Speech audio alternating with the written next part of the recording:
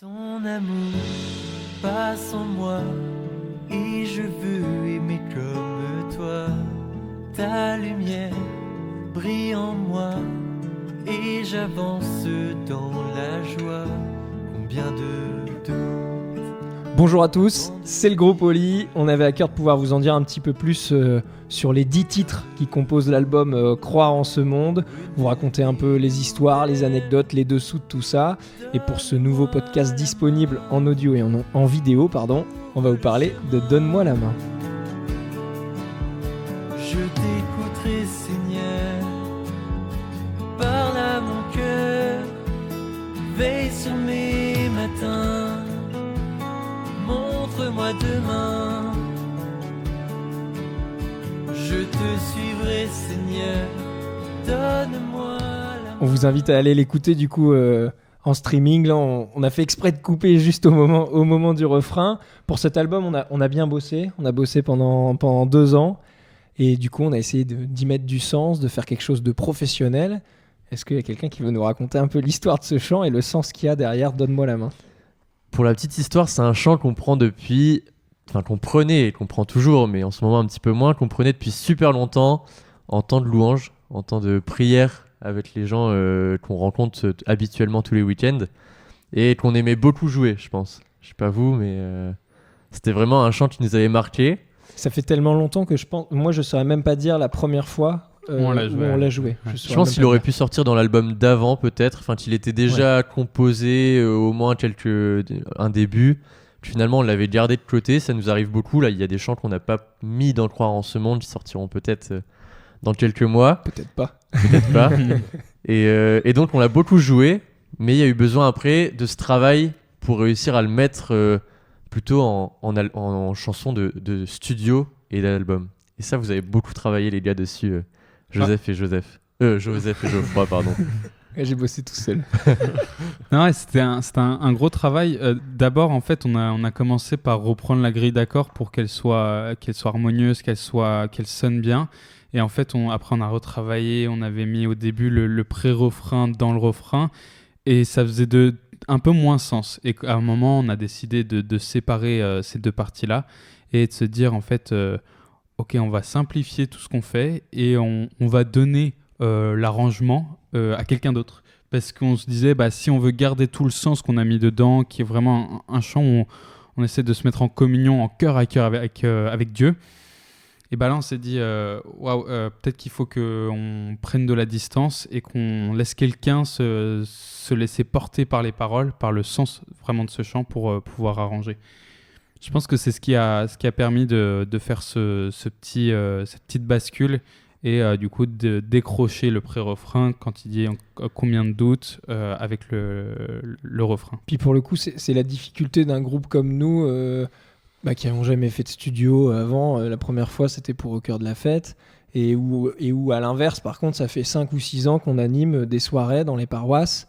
Et du coup, on est plutôt un groupe live, on va dire, même il faut encore qu'on progresse, etc. Mais notre ADN, c'est vraiment le live. Et parce qu'on vit des trucs avec les gens, quand on témoigne, quand on chante avec eux, il y a vraiment quelque chose qui se passe dans les paroisses. Et c'est toujours compliqué, je trouve, de réussir à faire que dans l'album, dans la composition, dans l'arrangement, on puisse ressentir ça. Et je crois qu'on l'a déjà évoqué dans un podcast précédent sur Voici ton Église, mais c'était une toute autre problématique, c'était de dire que Voici ton Église, ça envoyait à fond en live, et on se disait, purée, à l'arrangement, ce sera peut-être un peu plus moyen. Et là, tout l'idée, c'était d'essayer de faire que l'atmosphère elle soit priante, même dans une version studio en fait. Et on l'avait tellement joué, justement, on l'a dit tout à l'heure, on l'avait tellement joué, on avait tellement vécu de moments hyper forts avec ce chant dans tous les lives, dans tous les concerts qu'on avait pu faire avant de le sortir en album, qu'on s'était mis quand même une certaine pression tous ensemble, je pense, même si c'était pas volontaire. Ouais. On s'était tous dit intérieurement et profondément, on veut que ce chant il ressente vraiment ce qu'on a vécu à chaque fois lors de ces concerts, quand on arrêtait de chanter, qu'on continuait à jouer, quand on entendait des assemblées complètes chanter ce chant. C'était des moments de prière de cœur à cœur hyper forts. Et je pense vraiment qu'on s'était quand même mis une petite pression sur ce on sur s'est ce mis chant-là. Et on nous a mis une pression presque, parce qu'on a eu quand même beaucoup de retours de gens qui disent mais quand est-ce que vous la sortez celle-là, elle est vraiment incroyable. Et d'ailleurs, la version qu'on jouait en live n'est finalement pas la version du coup studio. Il y en a Ouais. qui ont été. On a eu des retours qui disaient mais qu'est-ce qui s'est passé Ouais. avec ce chant? Vous l'avez modifié.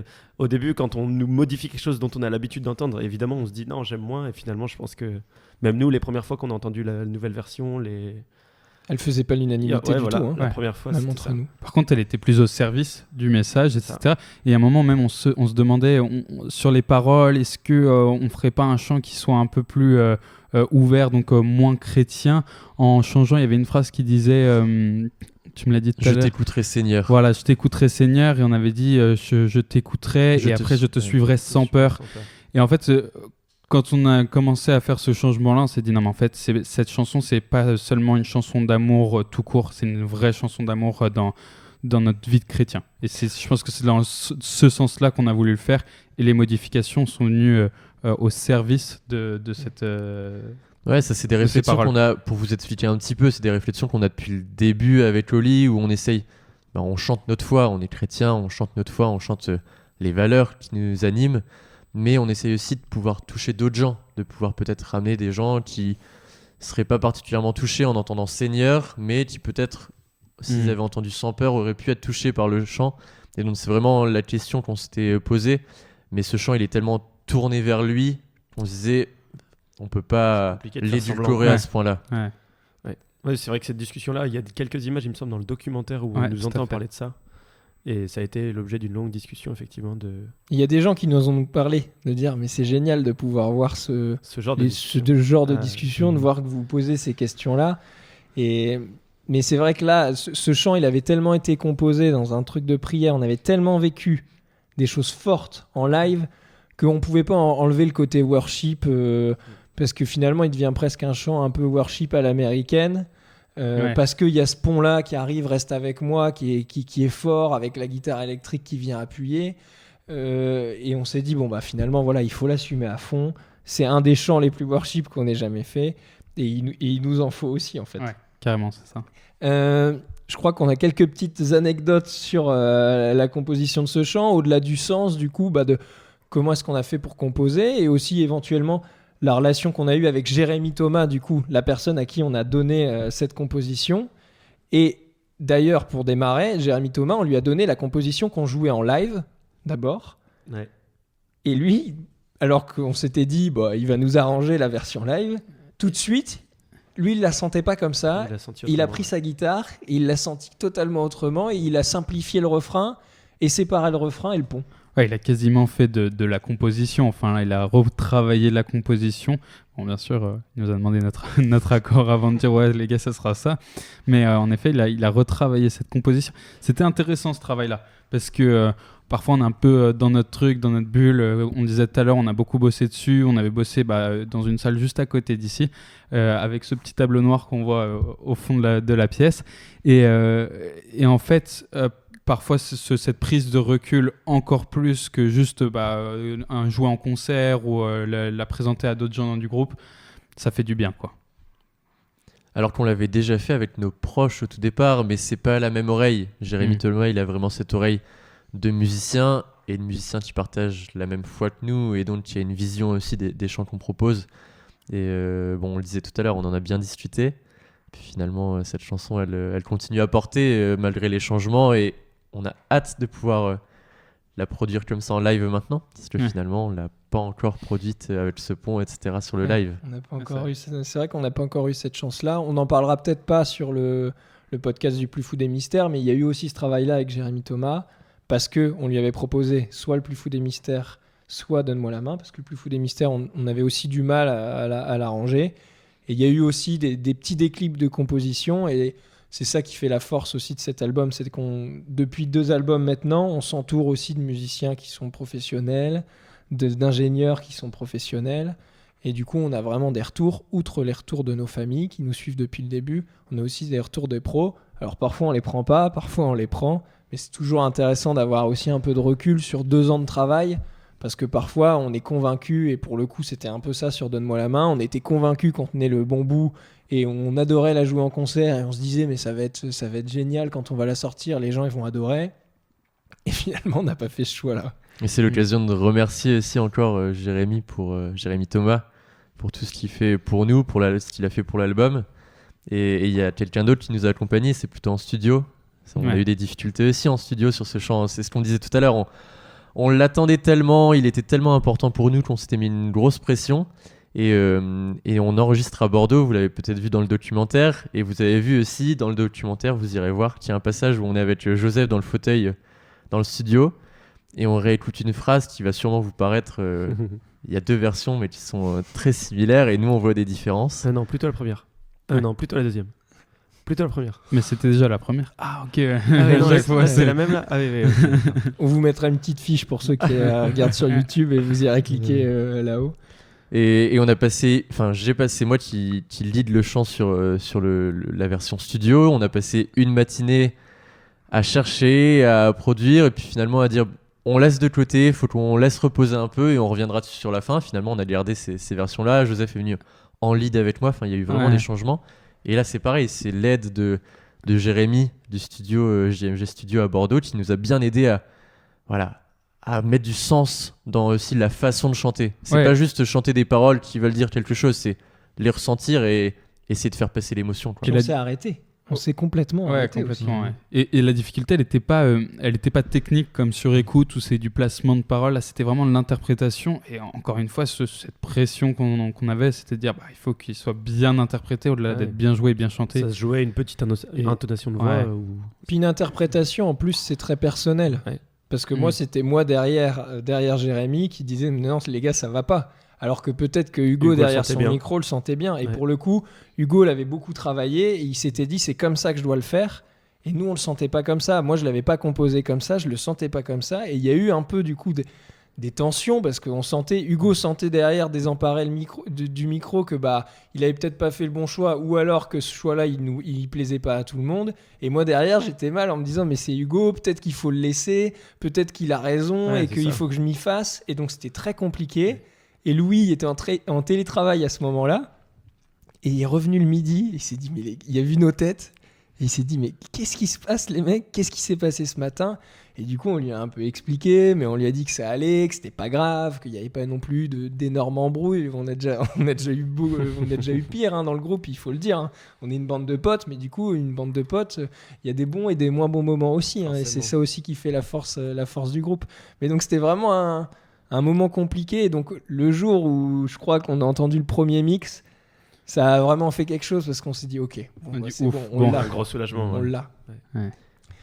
On voulait profiter de ces podcasts aussi, à la fois pour vous parler de l'album comme on vient de le faire et de chaque chant, mais l'album il est aussi composé par un groupe, le groupe Oli, et on a aussi des petites choses à vous raconter, surtout en ce moment où on peut pas vous voir, et c'est l'occasion là autour d'une table de pouvoir vous raconter les petites choses qu'on vit, que ce soit en ce moment ou qu'on a vécu autour de cet album. Et là je crois qu'on veut parler du lieu dans lequel on enregistre ces 5 nouveaux podcasts. Ça fait un joli lien avec ce que tu disais tout à l'heure, la salle d'à côté, le tableau noir qui est toujours là, qui a bougé un petit peu. D'une pièce.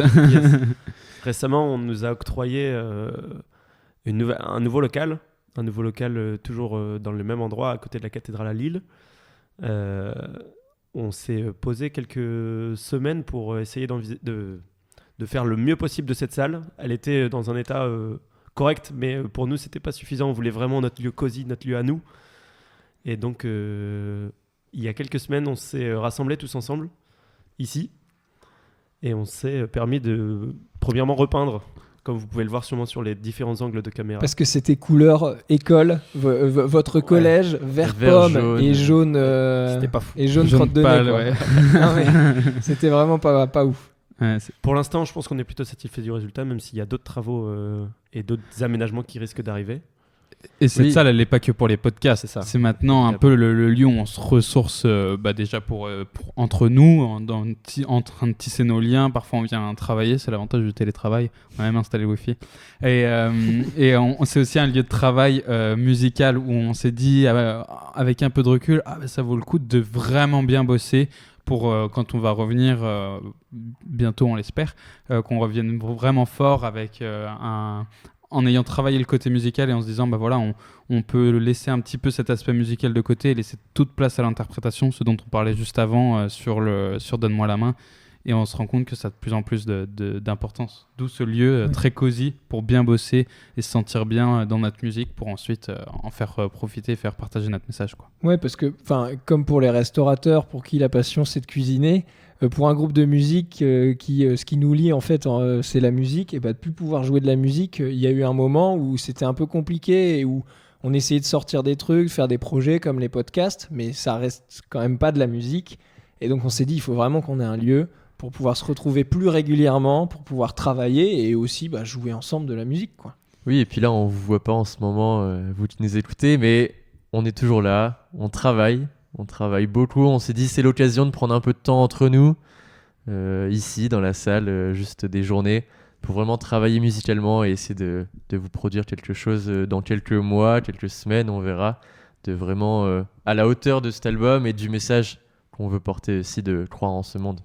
Je crois que c'est l'occasion, juste avant qu'on clôture, de remercier le diocèse de Lille, qui nous met à disposition cette salle et qui, pour le coup, nous accompagne depuis le début du projet.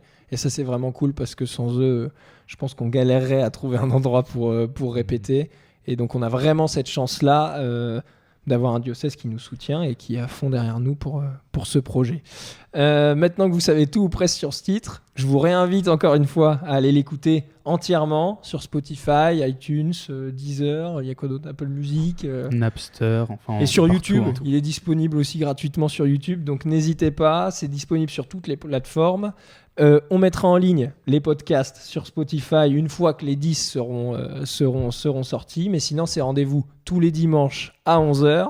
Abonnez-vous à notre chaîne YouTube, comme ça vous serez au courant quand on sortira des nouvelles vidéos. Il y a des clips qui arrivent. Et on vous dit à dimanche prochain du coup. Bon dimanche, salut.